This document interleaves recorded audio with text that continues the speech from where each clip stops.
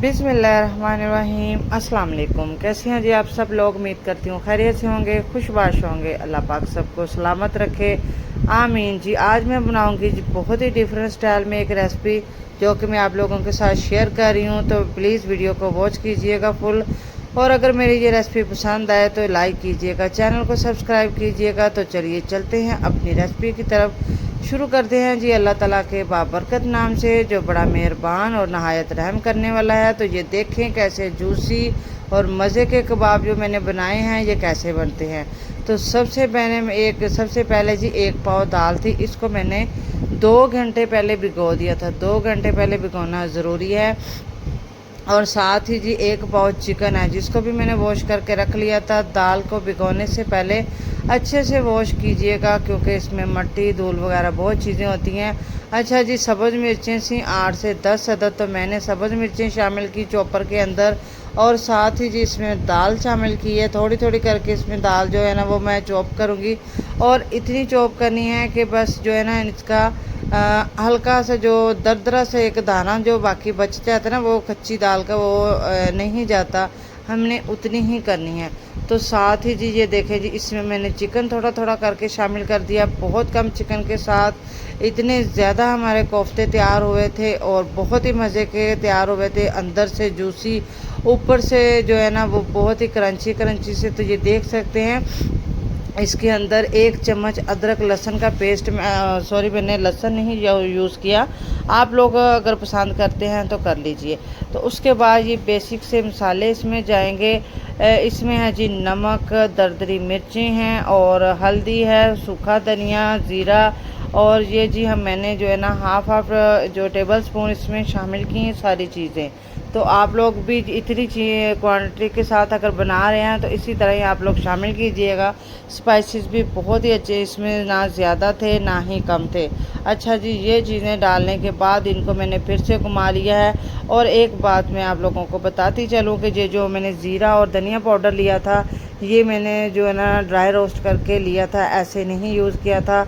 तो फिर इनको जी चॉपर से निकालने के बाद अच्छे से यूँ मिक्स कर लेना है। ये देखें जी इनका जो है ना हमारा ये देखें जो गोला बन रहा है, ये बिल्कुल जो इसका टेक्सचर है वो बहुत ही अच्छा आया है ताकि इसकी बाइंडिंग हो रही है। इसमें आप किसी भी चीज़ की ज़रूरत नहीं है, कोई भी चीज़ इसमें नहीं डालेंगे और बिल्कुल भी नहीं कबाब जो है ना वो फूलने वाले या टूटेंगे। और इस तरह जी थोड़ा थोड़ा पोर्शन लेके जितने आप लोगों ने कबाब बड़े या छोटे रखने हैं, और सॉरी कोफ्ते छोटे या बड़े रखने हैं, उसके हिसाब से आप लोग इसको बना लीजिएगा। छोटी छोटी बॉल बनाएंगे ताकि ये बीच में जाके थोड़ी सी फूलेंगी भी।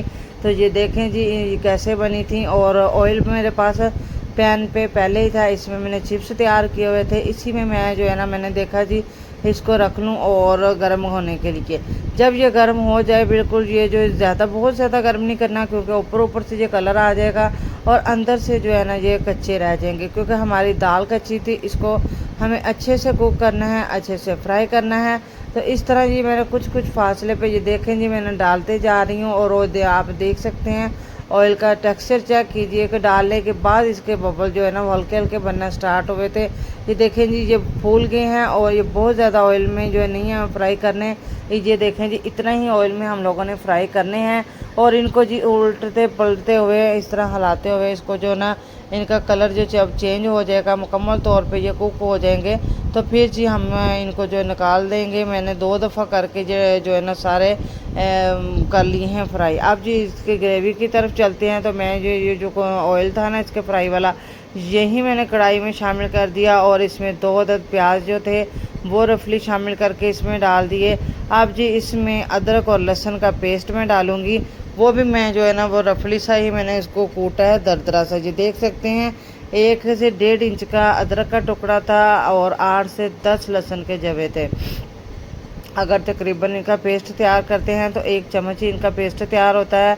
जब इसका हल्का सा कलर चेंज हो प्याज का तो फिर मैंने साथ ही अदरक और लहसुन डाल दिया। तो आप ये मेरी पहले भी आप लोगों ने रेसिपीज देखी होंगी और आप लोगों ने ये देखा होगा कि जब इसको इस तरह हम रफली डालते हैं तो इसको आगे जाके हमने स्मूथ कैसे करना है ये आप लोगों को पता ही होगा, नहीं तो मैं आप लोगों को आगे चल के बताती हूँ। इसमें ये देखें जी तो 5 से 6 अदद इसमें सब्ज़ मिर्चें डाल दी हैं, 1 अदद मैंने टमाटर इसमें डाल दिया है। इसी तरह जो है ना मैंने सारी चीज़ें, और जब ये अच्छे से जो है ना फ्राई हो जाएंगी, जब इसमें से अच्छी सी खुशबू आ रही होगी, बहुत ज़्यादा हम लोगों ने इसको जलाना नहीं है ताकि इसमें से खुशबू आने की बजाय कोई स्मेल आने लग जाए किसी चीज़ के ज़्यादा ओवर कुक होने की वजह से।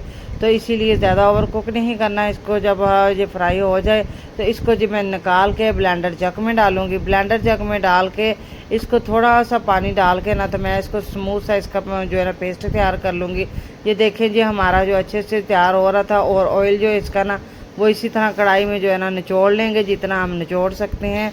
बाकी का जो है ना वो वापस से जो जग में जब हमने डाला है पेस्ट तैयार करके कढ़ाई में डालेंगे, तो फिर दोबारा से जो इसका जो है ना ऑयल जितना भी होगा अंदर से वो निकल आएगा। अच्छा जी, ये देखें जग के साथ जो पेस्ट बाकी लगा रह गया था, इसमें थोड़ा सा पानी शामिल करेंगे, और जग के साथ जो भी पेस्ट लगा है इसको अच्छे से हिला के इसमें शामिल कर देंगे। और ये देखें जी फ्लेम ऑन ही थी इसके नीचे, और साथ ही इसमें कुछ जो स्पाइसेस हैं वो मैं इसमें शामिल करूँगी। और इसको जो है ना अच्छे से जो साथ साथ ना इसको हिलाते जाना है ताकि ये पेस्ट जो है ना वो नीचे नहीं बैठे। और देख सकते हैं कि कितना प्यारा सा इसका अभी से कलर है, बहुत ही खूबसूरत कलर है।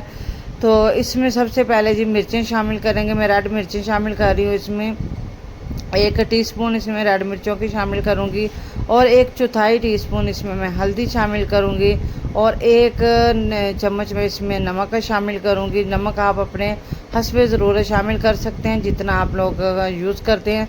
वैसे मैं बहुत कम ना जो यूज़ करती हूँ खानों में, कहते हैं कि नमक जो है ना वो अच्छा वैसे भी नहीं होता बहुत ज़्यादा, और अगर कम लगे तो फिर थोड़ा सा हम डाल सकते हैं। अगर पहले से बहुत ज़्यादा तेज़ हो जाए तो उसका जो है ना वो अच्छा तासुर नहीं पड़ता खाने के ऊपर। तो इसको जी मैंने मिक्स करके अच्छे से जो है ना इसको मिक्स करते जाना है तब तक के लिए। अब इसको हमने कुक करना है जब तक कि इसका ऑयल सेपरेट होकर ऊपर नहीं आ जाता, मसाला अच्छे से भून नहीं जाता। तो इसको जो है ना मीडियम टू स्लो फ्लेम पे ही हम लोगों ने कुक करना है, बहुत ज़्यादा नहीं करना, हाई फ्लेम के ऊपर इसको कुक नहीं करना, क्योंकि ये बहुत फिर जो ऑयल जो हाई फ्लेम के ऊपर करे ना तो बिल्कुल भी नहीं छोड़ता। अगर किसी स्टेज पे अगर आप लोगों को लगे कि आप लोगों का ये जो जब आप मसाला किसी भी सालन के लिए भून रहे हैं, तो अगर ये नहीं ऑयल छोड़ा सेपरेट हो रहा ऑयल इसका, तो इसमें थोड़ा सा पानी का छींटा लगाएं तो ये बहुत जल्दी जो है ना इसका ऑयल सेपरेट हो जाएगा। इसमें मैंने आधी प्याली जो है ना वो दही शामिल किया है। दही मेरे पास फ्रेश था, अगर आप लोगों के पास फ्रीज़ किया हो, लेकिन ये देखिएगा कि बहुत ज़्यादा खट्टा दही यूज़ ना कीजिएगा, इससे ना सालन का टेस्ट अच्छा नहीं आता।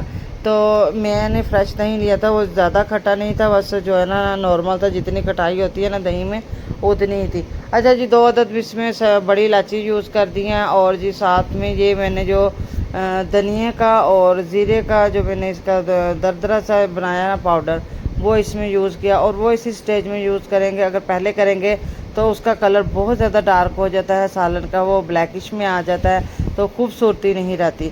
तो सबसे पहले जो है ना हम कोई भी चीज़ बनाएं उसकी जो देखने में उसकी खूबसूरती है वो मैटर करती है। खाने का तो हमें लज्जत और टेस्ट बाद में आता है, पहले तो हमें देखने से ही पता चलता है कि क्या हम इस चीज़ को खाएं या नहीं, वो लुक वाइज हमें कैसी लग रही है।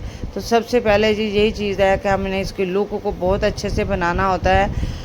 और ये देख सकते हैं जी इसका ऑयल सेपरेट हो चुका है और मसाला कितने अच्छे से दानेदार सा भून चुका है। तो अब मैं इसमें शामिल कर दूंगी कोफ्ते जो मैंने फ्राई करके रखे हुए थे, और कोफ्तों का इसमें कुछ देर जो है ना 2 से 4 मिनट मैं इसमें फिर से फ्राई करूंगी। उसके बाद मैं इसमें शामिल कर दूंगी सादा पानी। पानी जो है ना मैं इस हिसाब से शामिल करूंगी कि इसमें ना 1 से 1.5 लीटर मैंने इसमें शामिल कर दिया, और इसको जो है ना 10 मिनट तक इसको मीडियम फ्लेम पे ही मैंने कुक करना है, ताकि जो दाल में थोड़ी बहुत भी कसर बाकी रह गई हो तो वो अच्छे से जो है ना वो कुक हो जाए, और बहुत अच्छा सा जो टेस्ट है वो पानी के अंदर भी जो है ना ग्रेवी के अंदर भी कोफ्तों का आ जाए। यकीन जाने कि इतनी अच्छी और मज़े की खुशबू आ रही है कि मैं आप लोगों को क्या ही बताऊं। आप लोगों को तो तभी ही पता चलेगा जब आप लोग इस रेसिपी को ट्राई करेंगे अपने घर में, या कोई भी आप लोगों के घर में फंक्शन है, या वैसे ही कैजुअल घर में डेली जो खाना बनता है, तो आप किसी टाइम इसको बना के यूज़ कीजिएगा, फिर मुझे इसका फीडबैक दीजिएगा कि आप लोगों का ये कैसा बना है, आप की फैमिली को कैसा लगा है। तो ये देखें जी, ऊपर से ये देखें बिल्कुल सॉफ्ट, अंदर से भी सॉफ्ट है और ये नहीं बिल्कुल भी नहीं टूटे हैं सालन के अंदर जाके भी। अभी मैं इनको जो है ना वो तोड़ के तो आप लोगों को इनका टेक्सचर भी चेक करवाऊंगी। इसको जी डिश आउट कर लेते हैं। तो मैंने एक बाउल ले लिया है, इसके अंदर जो है ना इसको डालूंगी और ऊपर से सब्ज़ धनिया थोड़ा सा डाल दिया है, साथ में थोड़ा सा जो है ना वो गरम मसाला जो है ना वो इसके ऊपर स्प्रिंकल कर दीजिए, बिल्कुल 1 से 2 चुटकी। तो ग्रेवी देखें जी इसकी कितनी शानदार, दानेदार और मज़े की बनके तैयार हुई है। ऑयल भी माशाल्लाह ऊपर आ गया है सेपरेट। तो मैं अभी आप लोगों को ये चेक करवाती हूँ इसको तोड़ के, और आप लोगों को खुद ही अंदाज़ा हो जाएगा कि हमारे ये कितने मज़े के और ज़बरदस्त बन के तैयार हुए हैं।